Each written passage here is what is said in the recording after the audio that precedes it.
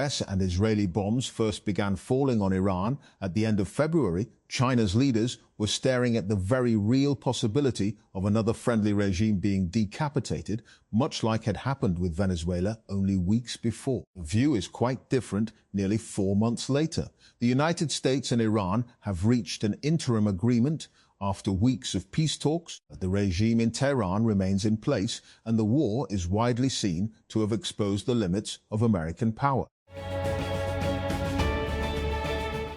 Returning was beautiful in the sense of going back to one's country, but it was very exhausting physically, emotionally, financially and mentally, because everything has changed. 37-year-old Hayam tells Al Jazeera she is one of more than 3 million displaced people to return to Syria since the fall of the al-Assad regime in 2024. US envoys and Iran's foreign minister are expected in Switzerland for talks on cementing a peace deal. But more Israeli strikes in Lebanon are putting pressure on the agreement. Special envoys Steve Witkoff and Jared Kushner, son-in-law of the United States President Donald Trump, were headed for Switzerland, US media reported on Friday. After scheduled negotiations between the US and Iran, they were postponed. Security researchers at Paradigm Shift have published a detailed report describing a security vulnerability affecting several Apple devices. The flaw, called Usblighter 8, is linked to the USB system and certain Apple silicon chips. According to the report, the exploit is caused by a hardware bug in the USB controller, along with a firmware configuration flaw. Since the problem exists at the hardware level, it is considered unpatchable. Deployment of an innovative bioartificial oxygenics tree technology has been approved as part of the Punjab government's efforts to combat smog and air pollution, marking a significant step towards improving environmental quality and public health across Punjab. TerraSpark Chief Executive Officer Dr. Sarfraz Ahmad, in a statement here on Friday, said that the environment-friendly technology developed by TerraSpark PVT Limited has received formal certification from the Punjab Environmental Protection Agency, EPE, which verified its effectiveness as a scientific alternative solution for enhancing air quality through advanced green technology. A total of 278,563 Pakistanis registered for overseas employment during the first 5 months of 2026, with labourers and drivers accounting for the majority of workers seeking jobs abroad. According to data released by the Bureau of Emigration and Overseas Employment, BN labourers topped the list with 171,206 registrations, followed by drivers with 52,652. Together, the two categories accounted for nearly 80% of all overseas employment registrations during January-May 2026. The Pakistan Goods Transport Alliance, PGTA, has announced a 15% reduction in goods transport fares nationwide following the government's recent decrease in petroleum prices. Speaking to the media in Karachi, PGTA President Malik Shehzad Awan welcomed the fuel price reduction, saying it had provided significant relief to transport operators facing rising operational costs. Apple's first foldable iPhone, widely rumoured to launch as the iPhone Ultra, has appeared in another major leak. After earlier CAD renders, dummy units and concept-based hands-on videos, a new video now offers one of the clearest looks yet at Apple's upcoming foldable flagship. The latest leak comes from YouTuber John Prosser of Front Page Tech, who shared a detailed video showcasing the alleged iPhone Ultra from multiple angles.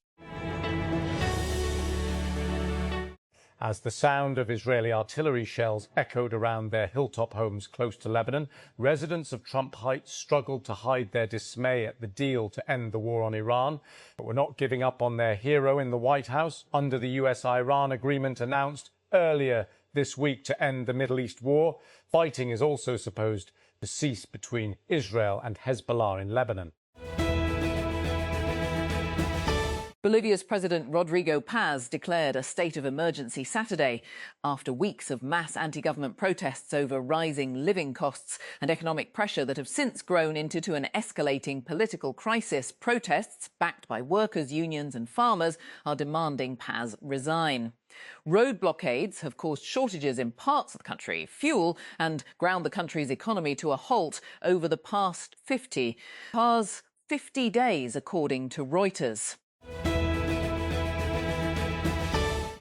10-man Paraguay eliminated Turkey from the 2026 World Cup with a courageous defensive effort to seal a dramatic 1-0 win after suffering a dismissal before half-time, with the fastest goal of the tournament proving the difference, fired up after their humiliating 4-1 opening match defeat by the United States. Paraguay went ahead when Matias Galarza wound up from 25 metres, 27 yards, and fired a low rocket home after 64 seconds on Friday evening to eclipse Ismail Saibari's 71-second strike in Morocco's wonder win over Scotland hours before.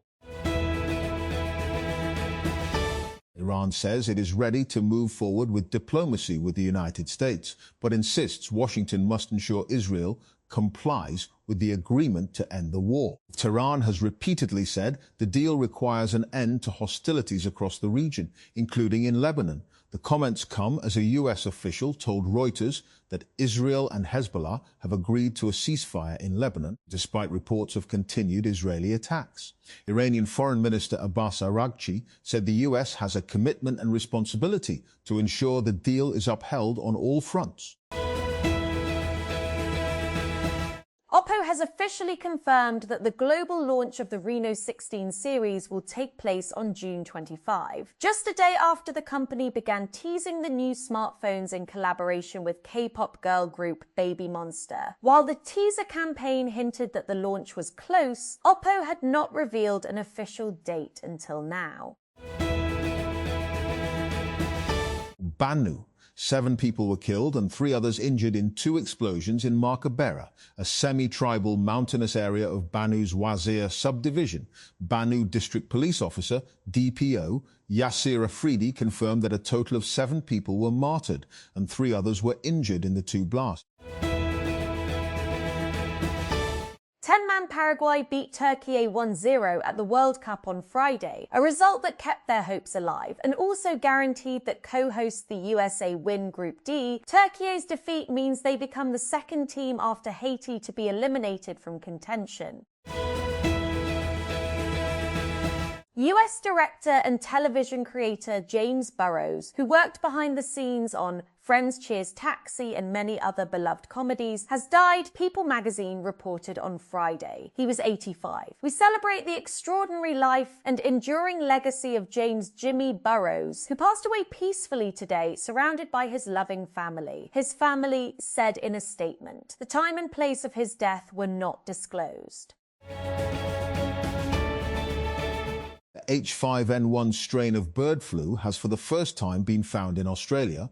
The country's agriculture ministry confirmed. It means the highly contagious variant has now reached every continent. The disease was found in a migratory seabird, a brown skua, in remote Western Australia, Agriculture Minister Julie Collins said on Saturday.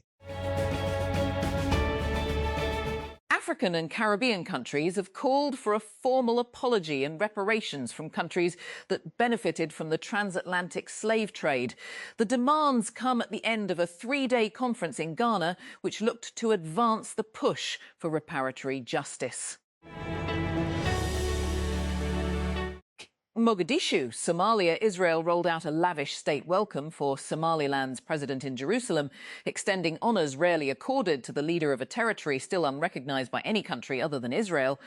President Abdirahman Mohamed Abdullahi, known as Ciro, arrived last Sunday for the first state visit by a Somaliland leader 6 months after Israel became the first country to recognise the breakaway region's independence from Somalia.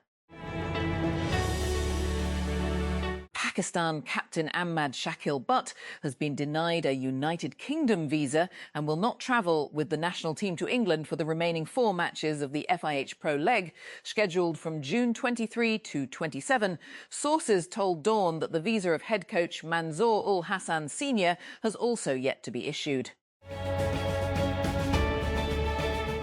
The Resource Group has issued a press statement in response to an article published earlier on Dawn.com. Mohammed Kaishki and Hasnan Aslam have presented their perspective on the company's legal saga over the last several years. The statement details the governance protections put in place to protect TRG and sets out the co-founders' rationale for the decisions taken during this period. The full text of the statement is reproduced verbatim below. Opposition says provincial gov not fulfilling responsibilities. 14.5 BN allocated in budget for police procurements. 3.3 BN earmarked for safe city projects in Upper and Lower South Waziristan, Orakzai, Kuram, Khyber, Momand and Bajar districts. Public sector universities grant increased to 11.8 BN. Sehat card plus budget raised to 50.4 bins. 10 BN set aside for setting up 72 Chief Minister model schools. 36 BN for Peshawar Revitalisation Plan. 100 metres allocated for welfare of transgender community Peshawar. Presenting the provincial budget for the fiscal year 2026 to 27, Khyber Pakhtunkhwa Chief Minister Mohammad Sohail Afridi said that it would give financial stability to the province. A new generation of Ukrainian mid-range drones is severely disrupting the Russian military supply lines to the southern front lines, striking bridges, trains and fuel trucks and giving Kyiv a chance to derail Moscow's plans for a summer offensive. Video and images of about 150 strikes against Russian fuel tankers. Trucks and other vehicles have been geolocated and analysed by French open-source analyst Clément Moline and the volunteer-run OSINT group GeoConfirmed, as well as CNN's OSINT team. Greater Manchester Mayor Andy Burnham is poised to challenge Britain's Prime Minister Keir Starmer for the country's premiership on his return to Parliament after winning a by-election in Makerfield, northwest England. Thursday's election, the equivalent of a US special election, was triggered to pave Burnham's route to Downing Street. FIFA's ability to use football as a unifying factor has arguably never been more streamlined than the collective distaste for its decision to introduce hydration breaks in all fixtures at the World Cup.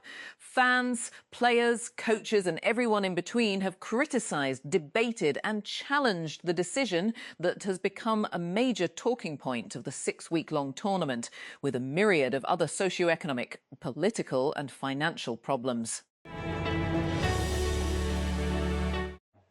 Though uncertainty may surround the fate of the US-Iran MO, throughout this episode, from the start of the war on Feb 28 to the electronic signing of the document this week, Pakistan has played a crucial role in securing a diplomatic off-ramp. Other states such as Qatar, Egypt, Turkey, etc. have also played a significant part, but it is Pakistan that has secured top billing in this geopolitical drama. This country's efforts, both public and those behind closed doors, have helped prevent the war from metastasizing into an even more brutal conflict. Nations across the world have appreciated Islamabad's proactive diplomacy. The US president has often expressed his fondness for this country's political and military leadership, while the Iranian president has warmly recognized Pakistan's role in securing the MOU. Pakistan has entered IMF programs roughly 24 times, more than any other country. Each program lands with the same diagnosis. The tax base is too narrow, distortions are too many, and institutions are too weak. The IMF prescribes, Pakistan implements, and the program ends. And then, after a brief interval, another program begins with the same diagnosis and the same prescription. If this were simply a story of poor implementation or weak state capacity, one would expect at least incremental improvement over these many decades. Instead, the patient presents the same symptoms at every admission. This demands a different kind of explanation, one that asks not why reform has failed, but whether what we call reform was ever designed to succeed. In the theory of inefficient institutions, economist Darren Acemoglu offers the clearest framework for this sort of question.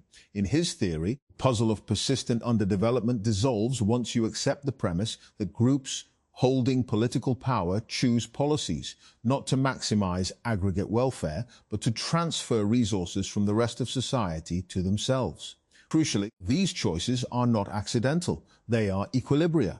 The set of rules that emerge are inefficient by design, because the groups that benefit from inefficiency are precisely the groups with the power to shape these rules. Pakistan, examined through this lens, is a classic case study. Few agreements in the belligerent India-Pakistan relations have demonstrated the resilience of the Indus Waters Treaty. Wars have been fought, but despite all this, through every crisis the IWT endured. Why? Because this endurance reflects a reality that neither India nor Pakistan can escape. Rivers continue to flow regardless of political tensions. In the modern space, the dispute has acquired a fast-paced lawfare dimension. The term lawfare is often used casually, but every legal disagreement is not lawfare, and neither is every international court case. In sum, lawfare involves the strategic use of legal arguments, narratives in pursuit of political objectives. In today's international environment, legal contests unfold simultaneously in diplomatic circles, think tanks, professional networks, even media platforms. The battle is not simply about who possesses the stronger legal argument. It is equally about who succeeds in shaping the broader perception surrounding its legal position. Vinicius Jr. scored and assisted on one of Matheus Cunha's 2 goals. As 5-time champion, Brazil eliminated Haiti from the World Cup with a 3-0 victory. Haiti, the Western Hemisphere's poorest nation that qualified for the World Cup for the first time since 1974, became the first team guaranteed not to reach the knockout round. Meanwhile, the Selecao got the decisive performance they needed on Friday. Islamabad. Pakistan will offer a lucrative 18-20% return, along with complete freedom for investors to buy and sell electricity in a competitive market, as it targets the privatization of 3 of the most viable distribution companies discussed in October, November and December. We will provide in the transaction structure terms and conditions that protect consumer interests but also ensure investor comfort. We will do it upfront as part of transaction structure before bidding of the first disco. Otherwise, privatization will not be possible. Prime Minister's advisor on privatization, Muhammad Ali, told Dawn after a meeting of the Privatization Commission Board, which approved a restructuring plan for Faisalabad Electric Supply Company, the first of 5 discos to be sold in 2026 to 27.